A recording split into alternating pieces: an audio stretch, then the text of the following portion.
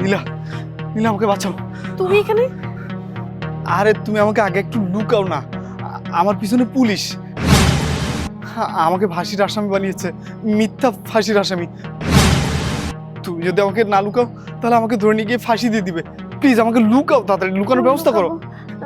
তুমি তুমি এই ঝাঁকার নিচে লুকাও।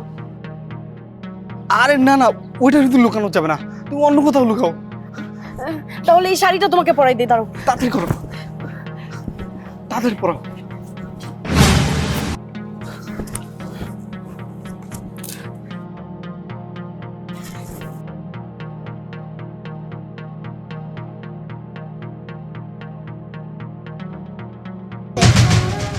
আচ্ছা, এদিকে একটা আসামি ঢুকেছে।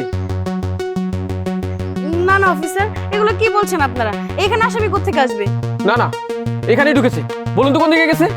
আমি তো জানি না, আমি তো কাউকে দেখি নাই। দেখেননি? কিন্তু আমি তো দেখলাম। আচ্ছা, উনি কে? ও ও তো আমার বাসার কাজের লোক। আপনার বাসার কাজের লোক? কিন্তু দেখে তো সন্দেহজনক মনে হচ্ছে। আচ্ছা, আপনার মুখ খুলুন তো। স্যার, ও তো কাউকে মুখ দেখায় না, ও পর্দা করে। পর্দা করে?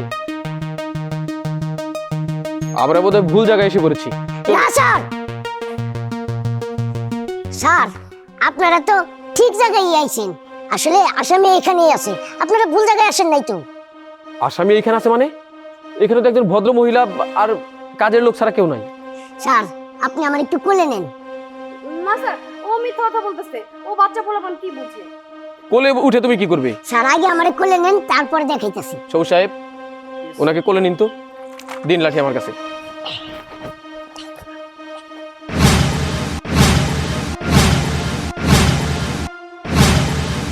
আরে এই তো আসামি। Don't move. মনে করছো এই কাপড় পেঁচিয়ে তুমি পার পেয়ে যাবে, তাই না? আইনের হাত অনেক লম্বা। খোল শাড়ি।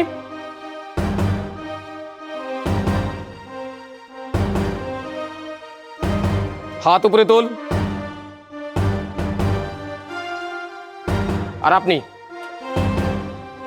আপনাকেও থানায় যেতে হবে।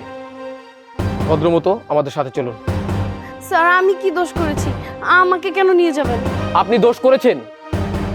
আপনি একজন আসামিকে লুকিয়ে রেখেছেন, তাকে সহযোগিতা করেছেন। এটাই আপনার সবচেয়ে বড় অন্যায়। যে অন্যায় করে আর যে অন্যায়ের সহযোগিতা করে, দুজনেই অপরাধী। ভদ্রমতো আমাদের সাথে থানায় চলুন। চলুন। আইনকে সহযোগিতা করার জন্য আপনাকে অনেক ধন্যবাদ।